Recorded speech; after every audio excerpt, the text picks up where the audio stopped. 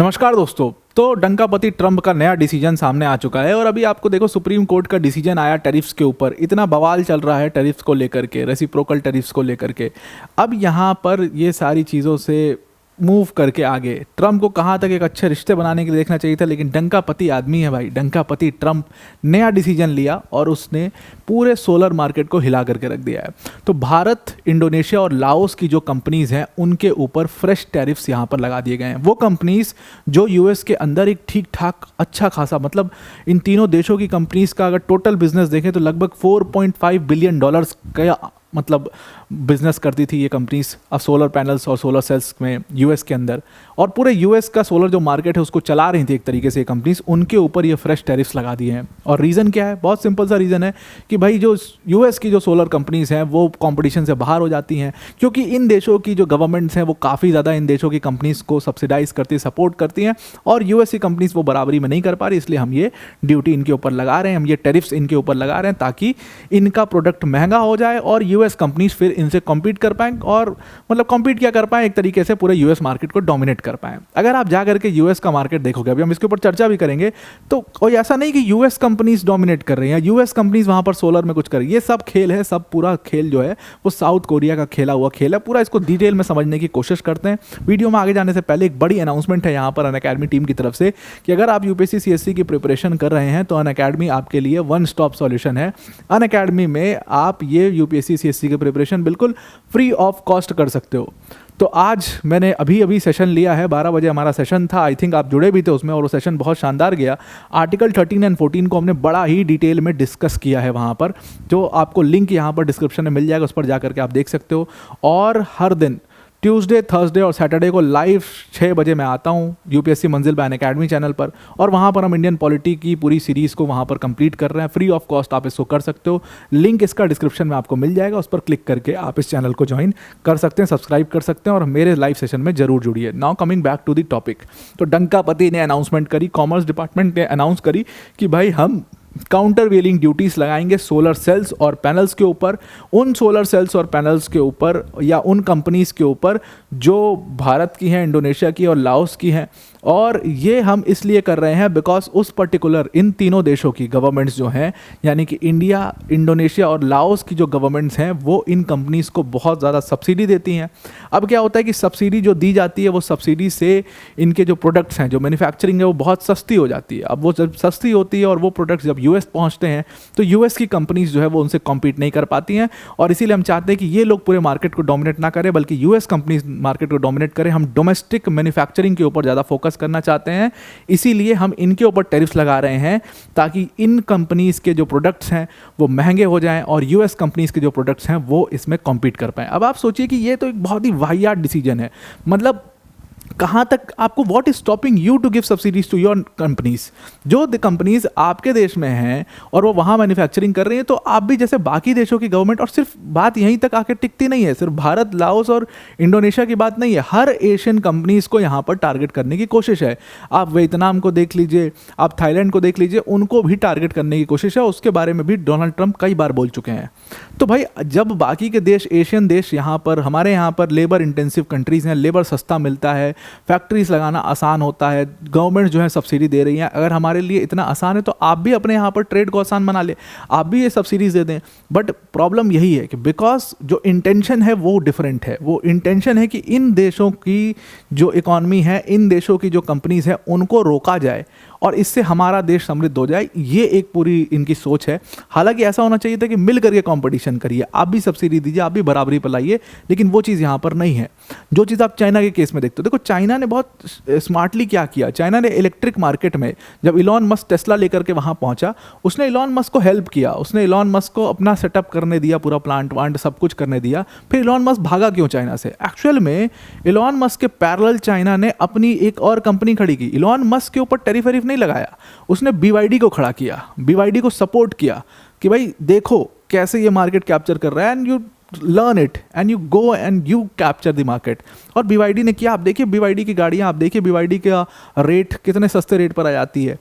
तो दिक्कत क्या है कि और इसीलिए इलॉन मस्क को छोड़ करके भागना पड़ा। ये चीज़ यूएस समझने को रेडी नहीं है। वो इन देशों के ऊपर टैरिफ लगा करके, हमारी कंपनीज के ऊपर टैरिफ लगा करके वो सोच रहे हैं कि उनका मार्केट जो है वो अच्छे से चल पाएगा और यूएस कंपनीज उसको चला पाएंगी।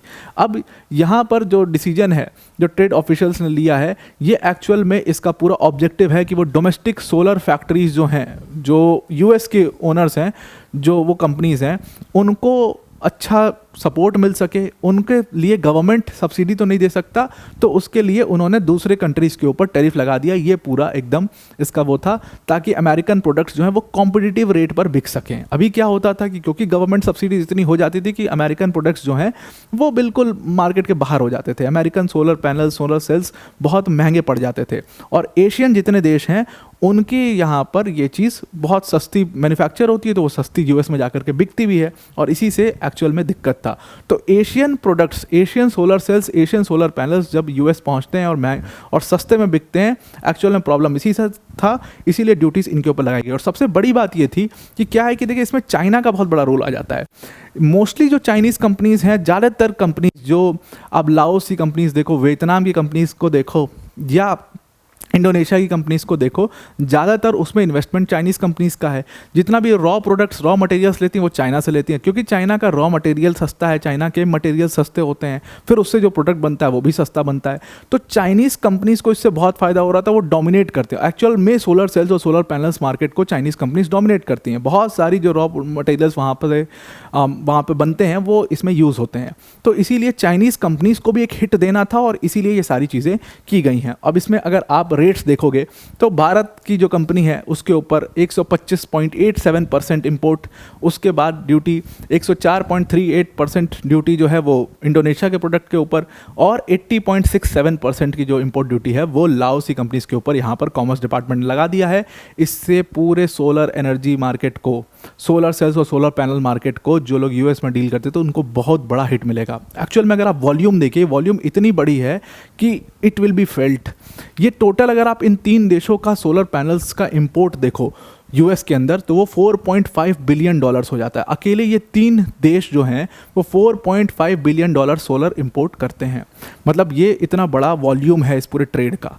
अब जब इनके ऊपर ये लगभग 2025 का अगर आप पूरा आंकड़ा निकालें, पूरे साल का यूएस के सोलर इंपोर्ट्स का, तो उसके 2/3 हिस्सा ये हो जाता है। आप समझ सकते हैं कितना बड़ा वॉल्यूम है ये, और इन 3 देशों का ये कितना बड़ा वॉल्यूम है। तो यूएस की गवर्नमेंट ने एक पूरा अपना रिकॉर्ड निकाला, और उनके रिकॉर्ड के अकॉर्डिंग ये सिर्फ 3 देश नहीं, बल्कि इसके अलावा वियतनाम, थाईलैंड, मलेशिया, कंबोडिया, ये देश भी टारगेट पर हैं।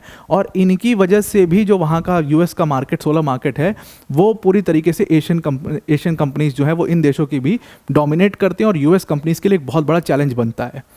अब देखिए सोलर के ऊपर ये टैरिफ्स क्यों लगाए गए हैं, क्योंकि अगर सोलर इंपोर्ट की हम बात करें, टॉप 10 सोलर इंपोर्टिंग नेशंस को निकालें तो इसमें यूएस सबसे पहले नंबर पर आ जाता है। भारत जो कि एक्सपोर्ट कर रहा है, वो एक्चुअल में 3rd लार्जेस्ट इंपोर्टर भी है सोलर पैनल्स का, सोलर सेल्स का। इसमें United states, Germany, India, Japan, Italy, China, Brazil, ये सारे देश आ जाते हैं जो खूब ज़्यादा इंपोर्ट अपने यहाँ पर कराते हैं। लेकिन इसमें सबसे टॉप पर जो है वो यूएस है। मैंने आपको बोला यूएस इज़ वेरी हंग्री, और इसीलिए यूएस इतना ज़्यादा यहाँ पर इंपोर्ट कराता है। और क्योंकि वॉल्यूम इसका इतना बड़ा है, टॉप इंपोर्टर है सोलर पैनल, सोलर सेल्स का, इसी वजह से ये सारे देश वहाँ पर खूब जम करके बिजनेस करते हैं, और अब उस बिजनेस को रोकने का पूरा प्लानिंग है। असल में ये यूएस गवर्नमेंट से पहले ये साउथ कोरिया की पूरी चाल है। एक्चुअल में हुआ क्या था, तो देखिए क्या हुआ कि पहले ये एक केस हुआ था, एक ट्रेड केस कहते हैं इसको, ये केस किया गया था, और उसी के बिना पर यहाँ पर एक सोलर मैन्युफैक्चरिंग सेक्टर की जो एक पूरा ग्रुप इन्होंने अपना बना रखा है, इस ग्रुप ने केस किया कि भाई यूएस के जितनी भी कंपनीज़ हैं वो बिज़नेस नहीं कर पा रही, क्योंकि एशियन कंपनीज़ ने पूरा मार्केट डोमिनेट कर लिया। ये चाइना के कुछ डंपिंग जैसा कुछ चीज़ें जो हैं वो यहाँ पर हो रही हैं। इसीलिए या तो गवर्नमेंट हमें भी सब्सिडी दे दे, या तो फिर गवर्नमेंट कुछ ऐसा डिसीजन ले, कुछ ऐसा एक्शन ले कि ये सारे देशों की जो कंपनीज़ हैं वो इतने आसानी से यहाँ पर, हमारे यहाँ पर अपने प्रोडक्ट्स फ्लड ना कर पाएँ। तो इसमें 3 कंपनियों के नाम स्पेसिफिकली दिए गए थे। अब इस पूरे केस में 3 मेजरली पूरा कंपनी थी जो साउथ कोरियंस हैं। एक्चुअल में पूरा जो ग्रुप है इसका नाम है the alliance for American solar manufacturing and trade, और इस अलायंस के अंदर 3 मेजर कंपनीज हैं। ये पहली तो साउथ कोरिया की कंपनी है हानवा क्यू सेल्स, दूसरी एरिजोना बेस्ड कंपनी है फर्स्ट सोलर, और उसके बाद तीसरी सैन एंटोनियो बेस्ड कंपनी है मिशन सोलर। लेकिन ये मिशन सोलर जो कंपनी है ये it is owned by what, it is owned by south Korea's OCI holdings. तो यहाँ पर साउथ कोरिया और एक यूएस की कंपनी, मतलब साउथ कोरिया ही पूरा यूएस के मार्केट। एक्चुअल में क्या है कि एक डील हुई थी साउथ कोरिया और यूएस के बीच में, जिससे खूब बहुत सारी साउथ कोरियन कंपनीज ने यूएस की सोलर फैक्ट्रीज के अंदर बहुत बड़ा इन्वेस्टमेंट किया हुआ है। अब यूएस अब उनको इस इन्वेस्टमेंट के ऊपर हिट मिल रहा है, क्योंकि वहाँ पर एक तो लेबर कॉस्ट बहुत ज़्यादा, फिर उसके बाद नॉर्म्स इतने ज़्यादा, एनवायरमेंटल नॉर्म्स इतने सारे हैं कि एक फैक्ट्री सेटअप करना, उस पर मैन्युफैक्चरिंग करना, एंड प्रोडक्ट बहुत महंगा हो जाता है। और इसी वजह से साउथ कोरियन कंपनीज को बहुत बड़ा हिट मिल रहा है, वो मार्केट कैप्चर नहीं कर पा रही। तो इसीलिए ताकि वो मार्केट को कैप्चर कर पाए, इन लोगों ने ये डिसीजन लिया। इन लोगों ने पहले एक केस फाइल किया, अमेरिकन गवर्नमेंट सपोर्ट मांगा। फाइनली अमेरिकन गवर्नमेंट ने उनको सपोर्ट देते हुए कहा कि हम फेयर जो ट्रेड प्रैक्टिस है, फेयर कंपटीशन रखना चाहते हैं, इसीलिए हम इन देशों की कंपनीज के ऊपर भाई इतना इतना पूरा इंपोर्ट ड्यूटी लगा रहे हैं।